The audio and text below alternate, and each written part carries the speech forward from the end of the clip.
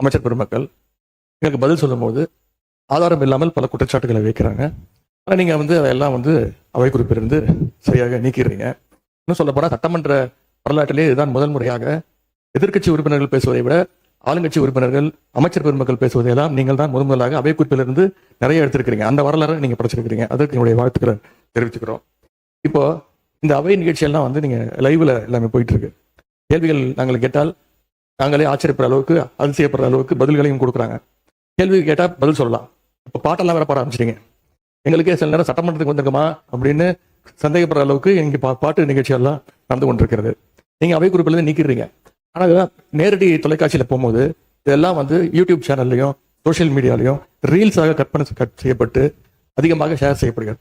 அதன் பிறகு நீங்கள் இதில் நீக்குவதிலே அர்த்தம் இல்லாமல் போய்விடுது. எனவே இதை மீண்டும் உங்களுடைய கவனத்திற்கு நான் கொண்டு வர விரும்புகிறேன்.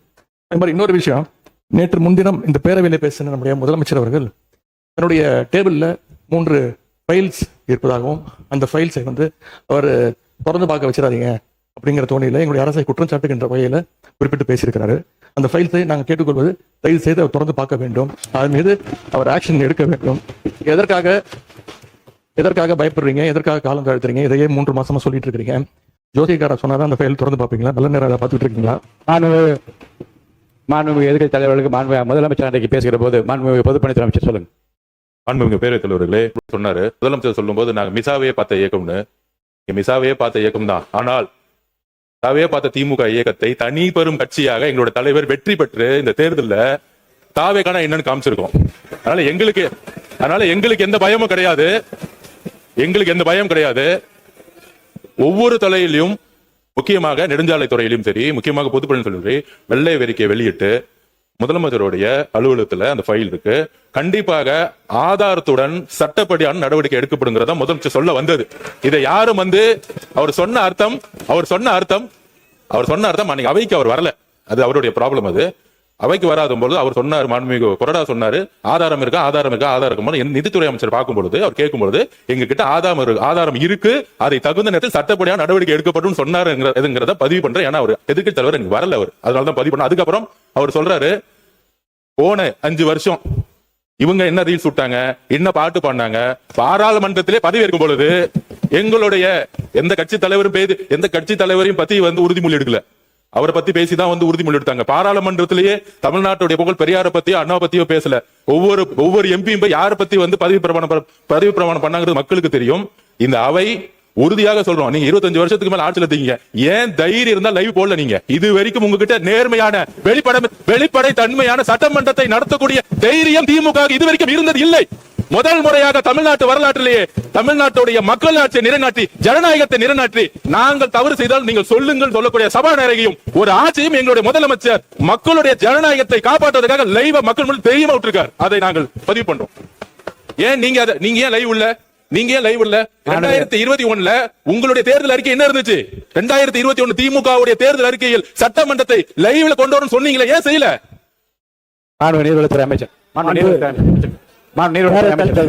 பேரவைத் தலைவர் அவர்களே, அதுக்கு அடுத்தபடியாக நேற்று மார்க்கெட்ல ஒரு 70 வயசு முதியவர் சொன்ன ஒரு வார்த்தை என்னன்னு பாத்தீங்கன்னா, இப்பெல்லாம் நாங்க சீரியல்லாம் பாக்குறது இல்ல, லைவ் அசம்பிளியில சட்டசபையில என்ன நடக்குதுன்றத நானு என் மனைவி என் பேத்தி முதல் கொண்டு அதை நாங்க காலேஜ் முடிச்சுட்டு வந்தா கூட நாங்க இதை பார்த்துன்னு இருக்கிறோம்.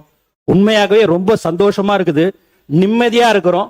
எங்களுக்கு எல்லாம் இருந்த பயம் எல்லாம் போய் இன்னைக்கு எதுவா இருந்தாலும் எங்களுக்குன்னு ஒரு புள்ள இருக்கிறாரு நம்மளுடைய முதலமைச்சர்ன்றத அவர் அந்த பெரியவர் சொன்னாரு.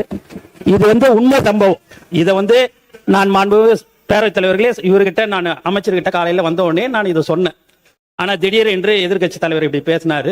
லைவ் உண்மையாகவே தமிழ்நாடுல முதல்ல தைரியமா எங்கள் தலைவர் தான் லைவ் அனுமதிச்சிருக்கிறார் என்பது இந்த நேரத்தில் தெரிவிச்சு. எதிர்கட்சி தலைவர் அவர்கள் பேசுகிற போது சூப்பர் சிங்கர் ஆகிவிட்டது எனக்கு இந்த சட்டசபை என்று சொல்றது கொஞ்சம் நீங்க, ஏன்னா கருத்துக்களை சொல்லுகிற போது பாட்டு பாட விரும்புகின்றவர்கள் அந்த கருத்தை ஒட்டி பாடுவதில் எந்த தவறு இருப்பதாக தெரியவில்லை. அது சூப்பர் சிங்கர் என்கிற அந்த வார்த்தை அவசியமா என்று. இன்னொன்று மாண்புமிகு மாண்புமிகு முதலமைச்சரை பற்றி நீங்கள் சொல்லுகிற போது ஜோசியக்காரர் கேட்டு செய்கிறார் என்று கேட்கின்றீர்கள். ஏனென்றால் மாண்புமிகு முதலமைச்சர் அவர்களை பொறுத்த வரைக்கும் ஏற்கனவே பதிவு செய்யப்பட்டிருக்கிறது. எத்தனை மணிக்கு வருகிறார், எவ்வளவு நேரம் பணிபுரிகிறார், எப்படி கோப்புகளை பார்க்கிறார் என்றெல்லாம் மாண்பு அமைச்சர் பெருமக்கள் ஏற்கனவே பதில் சொல்லியிருக்கிறார்கள். இதில் நீங்கள் வந்து யாரை அவர் கன்சல்ட் செய்கிறார் என்றால், யாரையும் கன்சல்ட் செய்யாமலே சுயமாகவே தன்னுடைய அறிவாற்றலால் முடிவெடுக்கிற திறமை அவருக்கு இருக்கிறது என்பதை 3 மாத காலத்தில் எல்லாரும் பார்த்துக் கொண்டிருக்கிறார்கள். இன்னொன்று, கோப்புகள் தயாராக இருக்கிறது என்றால் அவருடைய ஆய்வில் இருக்கிறது என்று அர்த்தம். எந்த நேரத்தில் எந்த நடவடிக்கை எடுக்க வேண்டும் என்பதை பற்றி மாண்புமிகு முதலமைச்சர் இன் consultation with honourable ministers of the department அந்தந்த துறை சார்ந்த அமைச்சர்களோடு கலந்து ஆலோசித்து முன்னாலே வைக்கிற கோப்புகளை முழுவதுமாக நான் ஆராய்ந்து கொண்டு இருக்கிறேன் என்று தான் சொன்னாரே தவிர அதை எடுக்க வேண்டும் நீங்க ஒரு சேலஞ்சாக எடுத்து அதை ஒரு சவாலாக அதை உட்காருங்க பதில் சொல்ல வேணாம் மாண்பு உறுப்பினர் ஆசிரியர் உட்காருங்க. அதை ஒரு சேலஞ்சாக நீங்க வந்து ஒரு சவால் விடுப்பது போல அதை எடுத்துக்கொள்ள கூடாது என்று நான் உங்களை கேட்டுக்கொள்ள மாண்பு எதிர்க்கட்சி தலைவர் பேசலாம். மாண்புமிகு சட்டத்துறை அமைச்சர் சொல்லுங்க. மாண்புமிகு பேரவைத் தலைவர் அவர்களே, மாண்புமிகு பேரவைத் தலைவர் அவர்களே, ஜோசியம்னு சொன்னாரு. ஜோசியம் பார்த்து மஞ்சள் துண்டு போட்டதெல்லாம் ஆல்ரெடி தமிழ்நாடு பார்த்துருச்சு. ஜோசியம் பார்த்து மஞ்சள் துண்டு போட்டதெல்லாம் தமிழ்நாடு ஆல்ரெடி பார்த்துருக்கு. அதனால எதை செய்தாலும் வெளிப்படையாக எந்த ஒளிவனைகளும் செய்ய தெரியும், எதை எப்போ எடுக்கணும் என்னன்னு தெரியும். எல்லா துறைகளிலும் எப்பெல்லாம் சட்டப்பூர்வமான நடவடிக்கை எடுக்கப்பட்டு எல்லா துறையிலும் எடுத்துட்டு வருது. எல்லா துறைகளிலும் அந்தந்த துறையில எங்கெங்கெல்லாம் வந்து வயலேஷன் இருக்கோ, எங்கெங்கெல்லாம் விதிமீறல் இருக்கோ, அதுக்கான சட்டப்பூர்வம் நடக்கல பல வழக்குகள்லாம் பதிவு செய்யப்பட்டு தான் வருது. அதனால நாங்க ஏற்கனவே இந்த ஜோசியம் பார்த்து மஞ்சள் துண்டி பார்த்துட்டோம், எல்லாரும் பார்த்துட்டோம். எதிர்க்கட்சி தலைவர் அவர்கள், பேரவைத் தலைவர் அவர்களே, எதிர்க்கட்சி தலைவர் பேசும்போது நீங்க அவர்கள் கட்சியை சார்ந்து உட்காருங்க. அவங்க பேசுறாங்கல்ல எதிர்க்கட்சி தலைவர். பேரவைத் தலைவர்களே, இதைத்தான் நான் குறிப்பிட்டேன். நாங்க ஒரு கேள்வி கேட்டா நாங்களே ஆச்சரியப்படுற அளவுக்கு, நாங்களே அதிசயப்படுற அளவுக்கு நீங்க ஒரு பதில சொல்றீங்கிறது இதுதான் நான் சொன்னேன். அதன் பிறகு ஜோசியக்காரன் அப்படின்னு சொல்றது தவறுன்னு சொல்றீங்க. நீங்க ஜோசியக்காரன் அப்பாயின்மெண்ட் நீக்கிருக்கீங்க. ஜோசியங்கிற பார்த்தவொன்னு தப்பான, ஜோசியக்காரங்கிறது தப்பான வார்த்தை கிடையாது. லைவ் வந்து திமுக ஆட்சியில் தான் முறையாக நாங்க தேர்தல் அறிக்கையில சொன்னோம். கேள்வி நேரத்தை முதலையாக லைவாக ஒளிபரப்பு செய்தது நாங்க. இப்ப இந்த கேள்வி நேரத்தை எடுக்க முடியாத நிலைமையில தான் இன்னைக்கு அரசு நடந்துகிட்டு இருக்கு. இன்னொன்னு, இந்த நீங்க லைவ்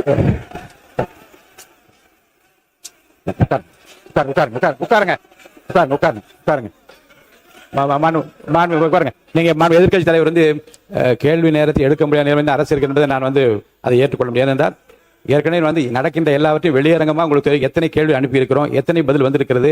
அந்த கேள்வி நேரத்தை நடத்த முடியாத நேரத்திலும் மாண்பு உறுப்பினர்களை 55 விதியின் கீழ் கொடுக்கப்பட்டிருக்கிற தீர்மானங்கள் எல்லாம் இங்கே கேள்விகளாக கேட்டு கூட பதில் பெற முடியுமா என்று பார்க்கின்ற முறை இங்கே கடைபிடித்து வருகின்றோம். எனவே கேள்விகளை பெறுவதில் கால தாமதம் இருந்தாலும் கூட இப்போது பதில் வரப்பெற்றிருக்க நேற்று முன்தினம் கூட அறிவித்திருக்கிறேன்.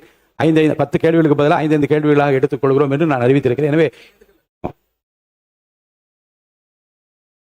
நான் ஒத்துக்கிறேன். நான் உங்களை குறை சொல்லவே இல்லை. உங்களை நாங்கள் பாராட்டுகின்றோம்.